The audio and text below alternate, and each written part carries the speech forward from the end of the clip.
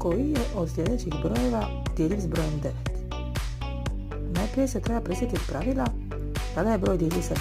Ako je zbroj znamenaka djeljiv sa 9, tada je broj djeljiv sa 9, pa idemo to provjeriti.